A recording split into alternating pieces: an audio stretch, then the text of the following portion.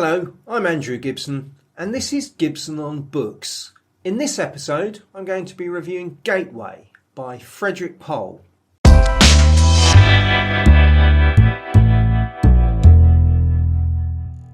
Frederik Pohl was a genuine science fiction legend. Gateway is widely regarded as his single best work. Gateway won both the Hugo and Nebula Science Fiction Awards. Gateway itself is an alien spaceport carved out of an asteroid or captured comet, complete with thousands of self-piloting faster-than-light spacecraft with pre-programmed destinations. It was apparently used by its creators, the Hichi, as humanity calls them, as a base for exploration. Because Hichi technology is so scarce, this creates a gold rush scenario where prospectors take risks on flights to unknown destinations.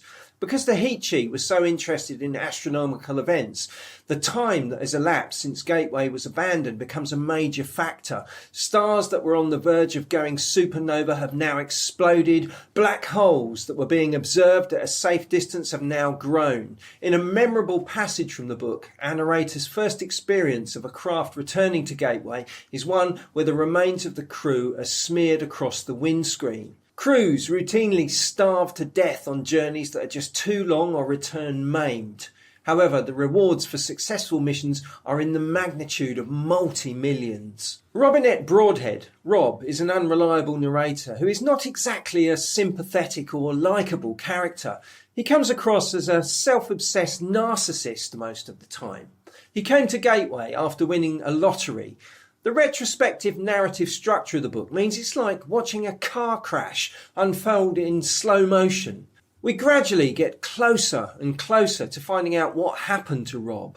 We find out what led him to seek help from an AI psychotherapist. Pohl really puts the narrator's sympathy to the test later in the book when, in a fit of jealous rage, Rob nearly beats his girlfriend to death.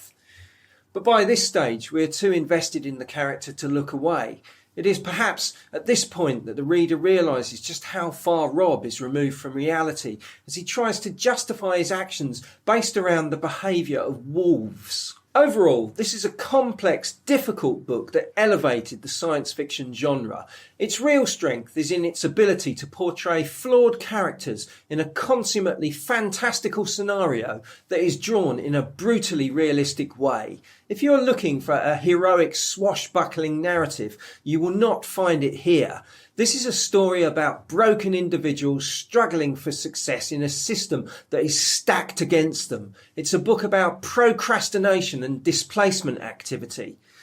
It is a testament to what Pohl created in Gateway that there are so many spin-off works based around the concept. One of the things I noticed was how similar the central idea in The Expanse was to Pohl's creation. For me, it's the little details in the work that really serve to bring it alive. The computer listing of Siegfried von Schrink's computer program, the adverts, the terms and conditions of Gateway, the interview snippets with Hichi experts and mission reports. The only thing you might struggle with is just how self-centred the main character is. Also, the amount of smoking that occurs seems rather anachronistic by current standards. But overall, this is a brilliant book that I would heartily recommend. The Gibson on Books YouTube channel is proudly sponsored by the Incredible Science Fiction series of books. Incredible Science Fiction, amazing tales from the 50s and beyond.